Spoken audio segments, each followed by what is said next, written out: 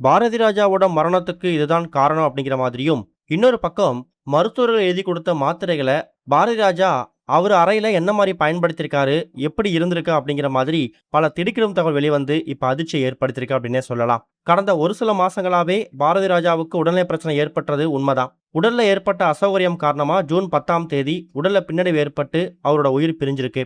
மகன் மனோஜ் பாரதி ராஜா இறந்ததுக்கு பிறகு அடுத்த 2 மாசங்கள் அடுத்த 2 மாசம் பாரதி ராஜா மிகப்பெரிய மன உளைச்சல் இருந்ததால தன்னோட பொண்ணு ஜனனி வீட்டுக்கு மலேசியால போய் தங்கியிருக்காரு.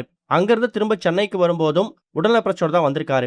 அதுக்கப்புறமா எக்கச்சக்கமான மருத்துவமனைகள்ல பல தரப்பட்ட சிகிச்சைகள் கொடுத்தும் ஒரு கட்டத்துல அவரோட உடல் சிகிச்சை எடுத்துக்க மறுத்திருக்கு. வயது மூப்பு காரணமா இப்ப காலமாயிருக்காரு. ஆனா இதுல இன்னொரு திடுக்கிடும் தகவல் கிடைச்சிருக்கு. அது என்ன அப்படின்னா 1984ஆம் வருஷம் பாரதி ராஜாவிற்கு அப்பவே மாரடைப்பு ஏற்பட்டிருக்குதான்.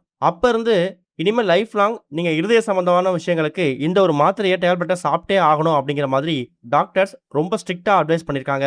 அப்ப இருந்து மனோஜ் பாரதி ராஜா இறக்குற வரைக்கும் அந்த இருதய நோய்க்கான மாத்திரையை தொடர்ந்து அவர் எடுத்துக்கிறதையும் வழக்கமா வச்சிருக்காரு. ஒரு வேளைக்கு உணவு எடுத்துக்கிறாரோ இல்லையோ கண்டிப்பா ஒரு நாளைக்கு அந்த மாத்திரையை சாப்பிட்டுருவாரு.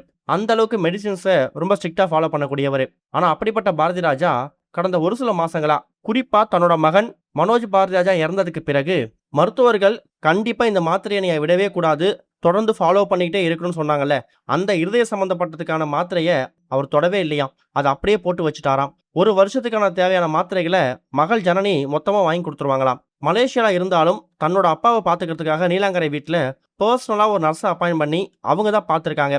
மருமகள் நந்தனா சென்னையில வேற இடத்துல வசிச்சிருக்காங்க. பாரதிராஜாவோட மனைவி தேனி வீட்டுல வசிச்சிருக்காங்க.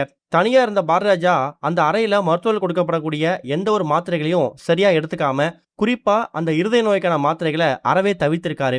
அவரோட உடல்நிலை நாளுக்கு நாள் படு மோசமானதுக்கு இதுதான் ஒரு பெரிய காரணம் அப்படிங்கிறது இப்ப தெரிய வந்திருக்குது. இது வரைக்கும் கனெக்டிங் டிவிக்கு சப்ஸ்கிரைப் பண்ணனா மறக்காம சப்ஸ்கிரைப் பண்ணிக்கங்க. உடனடி அப்டேட்ஸ் பெறுவதற்கு நோட்டிஃபிகேஷன் பெல்லையும் கிளிக் பண்ணிக்கங்க.